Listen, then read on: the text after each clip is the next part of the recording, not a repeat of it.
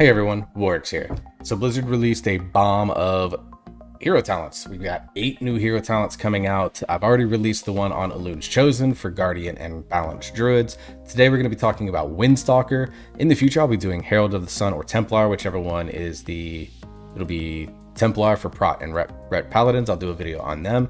And then I'll take a look at the one for Warrior for the Colossus, which is for Prot and for Arms Warriors. Now, I played Arms Warrior extensively during Season 2 of Dragonflight, so I'm going to take a look at it. I don't know a ton about what's going on with those specs. As for the rest, Diabolus for Destruction and Demo Locks, Trickster for Rogues, Herald of the Sun for Holy and Ret Paladins. I might take a look at this because, again, Ret Paladin. Evoker for Scale Commander. These are trees that these are classes I just don't know enough about, so I'm not necessarily going to go deep diving into all of those. If you're interested in getting some true kind of like cool thoughts about those trees, I'll definitely recommend that you check out creators that are more in touch with those classes. But for me, even though I haven't played Druid at all in Season 3, I am going to get the Druid out of the cleaners, so to speak, here in a little while, probably over the next couple of weeks, just to mainly farm the forms and have some fun on the character. I wanted to take a look at this. Obviously, I played a lot of Feral in Season 1 before I was forced to class swap back in that day. And I've always been a fan of Feral Druid. I think it's a better assassination rogue until Rogue got reworked. So we're going to take a look at the Wildstalker tree. Now, I'm not a Resto Druid expert. I don't really love playing Resto Druid right now. Very much Mistweaver Monk healer type, and I've been playing a little bit of Resto Shaman and not totally hating it. But I've always come back to Resto Druid in some ways because I find the healer to be interesting and challenging to play for someone that doesn't necessarily manage spinning plates all that well. Resto Druid does have a lot of spinning plates that you can manage, and it's quite a challenge for someone like me to be able to do it. So I'll probably eventually go back to Resto Druid and try it again as things change, but right now I'm not the biggest fan of their playstyle. So what I did is I actually had a guildmate of mine who has been playing Resto Druid for a very long time give me some thoughts on Wildstalker. So I'm just going to be reading his thoughts once we go over everything with the tree. And he gave me kind of some notes on every single talent as well. So we're going to kind of talk about all of that as we go through. But I'm going to look at this first kind of as from a Feral playstyle, because again, I'm familiar with how that spec plays. We're going to start with Thriving Growth. Rip and Rake damage has a chance to cause Bloodseeker vines to grow on the victim, dealing bleed damage over 6 seconds. Wild Growth, Regrowth, and Efflow have a chance to cause Symbolic Blooms to grow on the target, healing over 6 seconds. Multiple instances of these can overlap. Now, I know you take Regrowth, of course, as with Predatory Swiftness as Feral Druid, so the question that I have is, can Feral... I know that Resto obviously could potentially get both. Could Feral get both if they have wild, regrowths on themselves? Could they throw around regrowths onto different party members if they don't need the healing? Potentially get these Symbiotic Blooms, giving them a little bit of extra healing and doing a little bit more group work. Requires watching your frames a little bit more. If you have the ability to spare the GCD for it, then it's really good. But if you're in a flow like with inside Berserk or inside a cooldown of some sort, then you may not want to spare the GCD on it. So for Feral, it's going to be kind of curious to see. In a raid settings, I don't think you ever regrowth anyone but yourself, because you spend your entire fight just trying to live. Because again, Feral is a pretty squishy spec right now. We'd be curious. And then for Cat Weaving Druids, I think, which is a lot of the current playstyle, more damage for them, never a bad thing. We'll go down the left side. Our first most boring talent here probably is Hunt Beneath the Open Skies. It's a cool name. Damage and healing while in cat form increased by 5%, and Moonfire and Sunfire damage increased by 10%. So obviously you want to have some fun with this in cat form. The Moonfire and Sunfire damage increased by 10% is interesting because there is some single target builds. I know there has been in the past where you would actually play Moonfire and go full dot. So if that playstyle becomes open, then I think this becomes a little bit more of a viable play right now. Other than that, you just kind of take your 5% in cat form and roll with it. The Moonfire Sunfire change for Resto Druids I think is actually pretty good, because you generally are dotting those targets and then going into cat form to do your damage after that. Wild Growth and Rake last 20% longer. Cool. That's not a bad thing. Rake, big part of the Feral Druid damage kit. Obviously a big important part of cat weaving as well, so it lasting longer means less refreshes, which means more energy being spent on things like shreds or brutal slashes, or pooling better for ferocious bites, whatever the case may be. Again, super boring talent, but sure. Our first choice node that we're looking at, we get Resilient Flourishing, Bloodseeker Vines, and Symbiotic Blooms, which come from the top talent.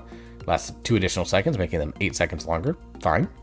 When a target afflicted by these dies, the vines jump to a nearby unaffected target for their remaining duration. Cool. So this is basically just for the damage component of it. So nothing for the Symbiotic Blooms, like they're just going to be on the target and then they move along. Will they contribute to Resto Druid Mastery? Who knows?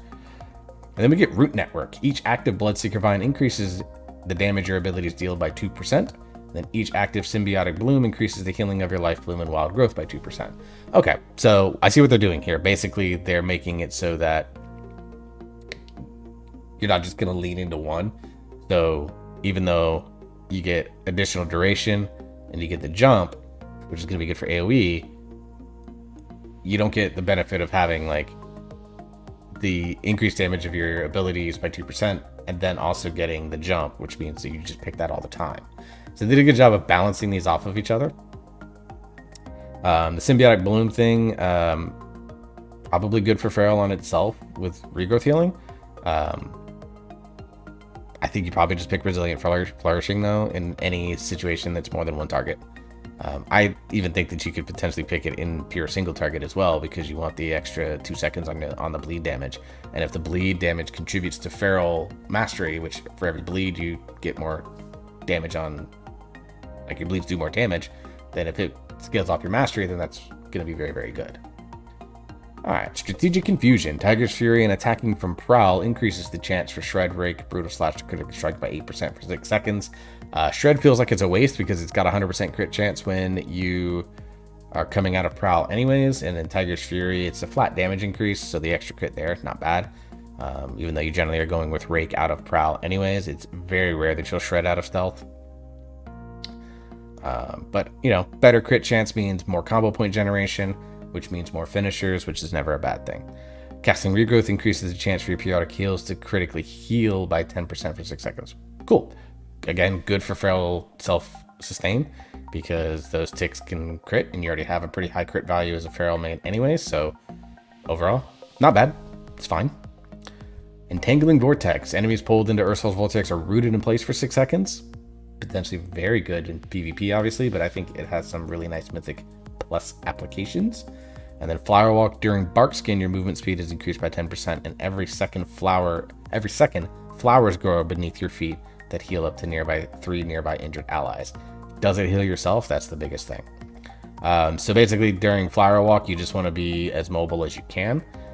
So I think it's a good choice of utility here.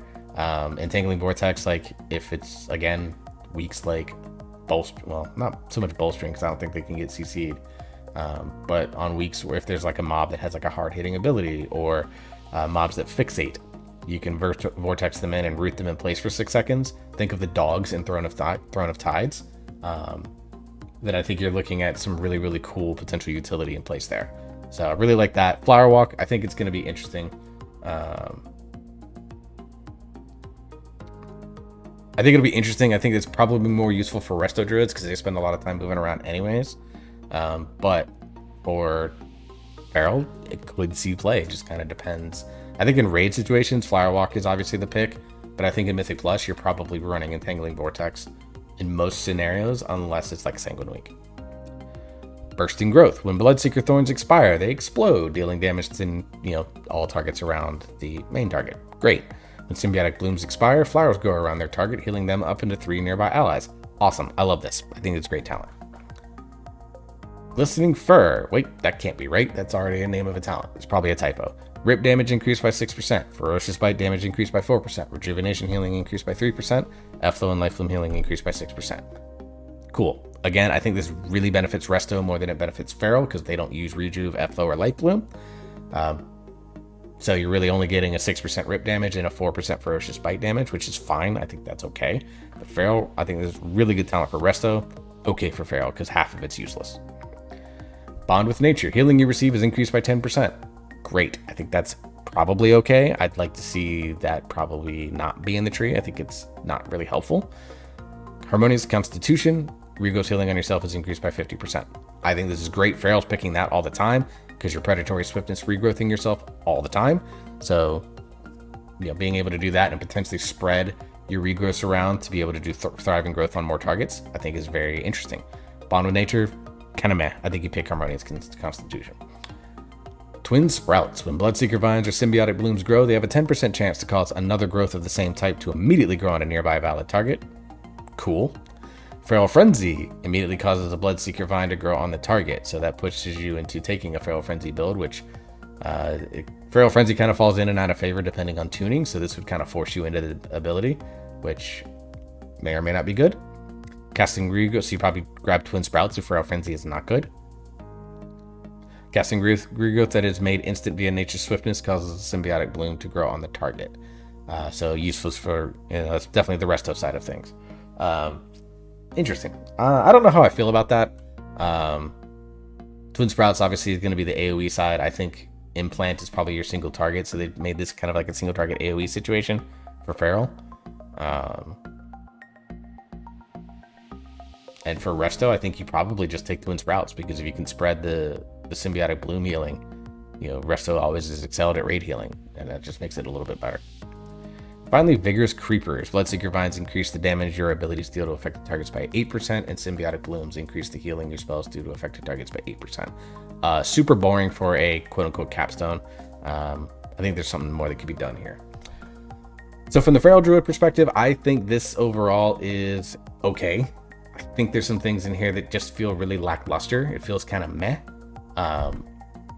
But nothing that feels like it's going to be like super difficult to play around, which I think is good for a spec that already is kind of dealing with a lot, particularly in the just live category. So we'll see. Now let's kind of talk. I'm going to look over here at my seconds monitor. Apologies, I'm read the notes that Jorr sent me.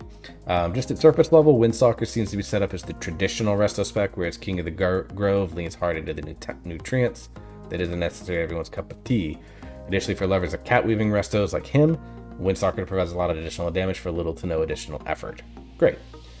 He goes through every single talent. Let me look here. Thriving Growth, the make or break of this tree is going to be the proc rate. I agree. Procking off of Wild Growth and Efflow because it does it great. It would be incredible all content off the back of our mastery alone, and procking off of Rejuves is going to be an incredible in raid. The fact that it's stacked seems to imply that it's going to be a higher proc rate, or at least doesn't have a large internal cooldown. Either way, this makes it a very strong throughput ability, and it can deal additional dots off of Rake and Rip is just icing on the cake for cat weaving. I agree. That's pretty straightforward.